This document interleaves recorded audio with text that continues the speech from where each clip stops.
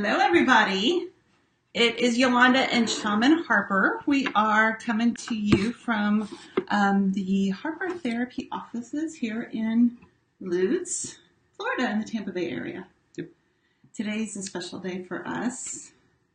It's our anniversary. We are celebrating a wedding anniversary, 23 years. Long, hard years. Feels like yesterday. 23 years, which means that we got married when we were 2. Right. So it's funny. We are celebrating 23 years of marriage. We have been together. We were high school sweethearts, and we've actually been together for about 28 years. So that's definitely like way more than half of our lives. So we've been together longer than we have been apart. Yes. And just reminiscing a little bit earlier today, together and with 2 of our kids, who seemed to think we were dating in the 40s for some reason. Well, you see, back in the 1940s when Mom and Dad started dating. Right. So, they even asked us if we shared war rations during World War II. They were being smart Alex. Whatever. They're teenagers. They're supposed to be that way. But we wanted to share a little bit with you about something that we have found to be really important in our marriage. I think probably the most important thing in a marriage. Yeah.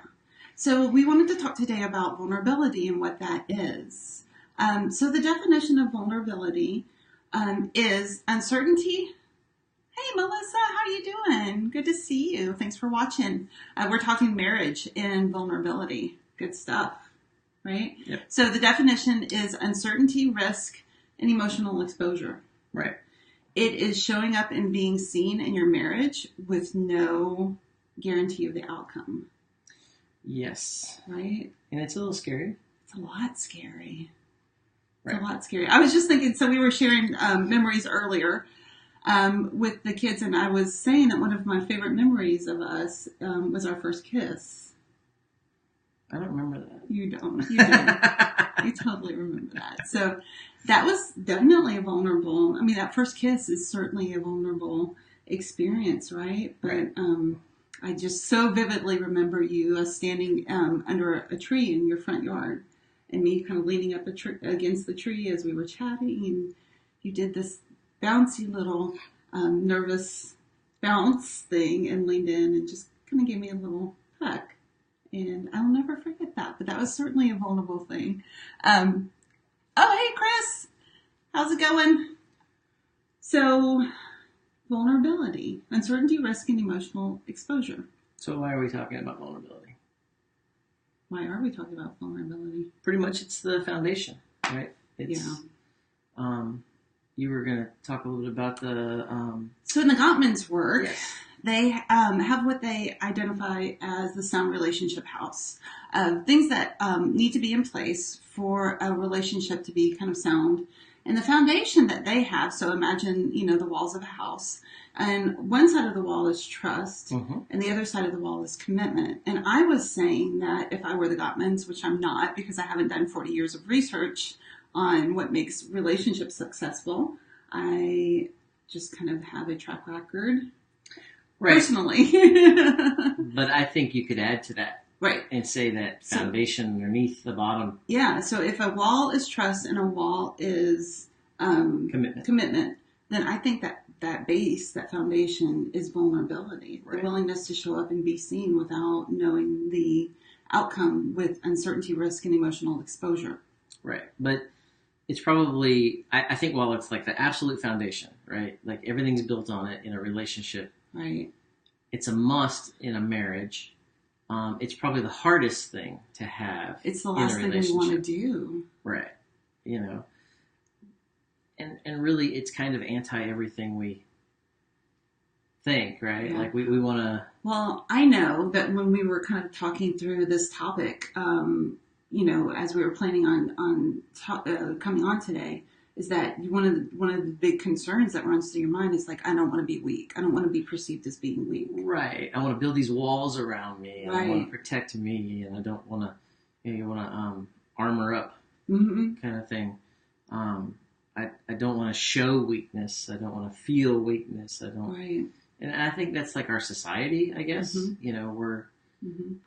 we're built in a way. We're not built in a way. I think we learn to build these protections around us. Yeah, and those acts of vulnerability are often like the most courageous things that we could, behaviors that we can engage in. That saying "I love you" for the first time. Right. And I think it's probably the only honest thing Yeah. in a relationship, right? I mean, vulnerability, trust, and commitment, and everything. The only honesty that comes out of that is you saying or you being vulnerable about something. Yeah, this is who I am. Right. I'm just kind of showing you who I am. I'm showing you my heart here. Yeah. I'm showing you my cards. Yeah. Yeah, and Melissa's saying without trust, there's no relationship. And totally, trust is like that foundation, trust and commitment. But really, how do I know that I trust you if you're not being vulnerable with me, right? If I feel like you're holding back, if I'm feeling like you're holding your cards There's walls around you all the time. close, yeah. Yeah. Yeah. So in the midst of those moments where you kind of realize in your relationship, because there have been like times in our relationship that I'm like, I have a choice Right. here in this situation. I can choose the vulnerable path. I can choose to, show up and be seen without knowing what the outcome is. I can choose to be my authentic self. Mm-hmm. I can choose to really what vulnerability is. This is kind of the crux of vulnerability. This is who I am, warts and all. And will you trust me? Will you accept me? Right. Do you still choose me? Right? Do you still love the ugly ogre that I am? Right, right. Because that's real, right? When the glossy front side tarnish, because right. over time there's only so long in that romantic beginning, that honeymoon phase that is in place, and over time that tarnishes a little bit. And will you still choose me? Right. Right. And so in those moments where I'm like, okay, I have a path, I can choose the vulnerable route, I can choose the armored up route, which one do I choose? Like, even though I know the vulnerable route, even though over time, and that's kind of rumbling through this, right, and finding our way through it, I know that the vulnerable route is going to be the one that connects with us, that connects us intimately. It's really what we're looking for. The vulnerability is the path to connection and intimacy that we're looking for. Right. I don't think you can have it without vulnerability. Right. Like, I don't think you can establish intimacy without letting the walls down, without showing who you are, without bearing your heart to each other, Yeah. And even though I know that is the outcome that I want, there's still in that moment, I'm like, oh God. For me, it's like vulnerability feels like butterflies in my stomach and my heart is racing and like my throat tightens. And those are my telltale signs. And that oftentimes would be what would keep me, because I'm like, oh my God, that's so uncomfortable. That must mean that this isn't the way that this isn't what I'm supposed to do. Or for like the control freak like me, it's like, I can't control this once it's out. Right. I can't take this back. I can't and I can't control the outcome that I want from this once it's out. Mm-hmm. And that's vulnerability, right? Yeah. It's you just show up and it happens and it lands where it lands. And I can think through so many different experiences for us in our marriage where those were key, like defining vulnerable moments, right? Yeah, I would say like relationship defining moments, like the future. Right. Those are the moments like that have defined us, I think. Right. Even recently, like I think this is the path that we're supposed to be going. And there's for me, when I'm in the receiving end of that vulnerability, there's such connection and then also relief. Yeah. Yeah. But even being on the receiving end, you could be a little scared. Oh, sure. You're like, wow, you're really thinking that? Oh my gosh. That came out of left field. Right, you're crazy. No, I think that it's that back and forth, like as you practice vulnerability back and forth, and that becomes the path, like the next step to take. Right. You know that the trust is there. because there's the willingness to be open and honest. Yeah, but I think you hit it on the head just a second ago as you practice this, because you Yeah. have to practice it as a relationship, as a couple in relationship, and I don't think it comes easy at all. No.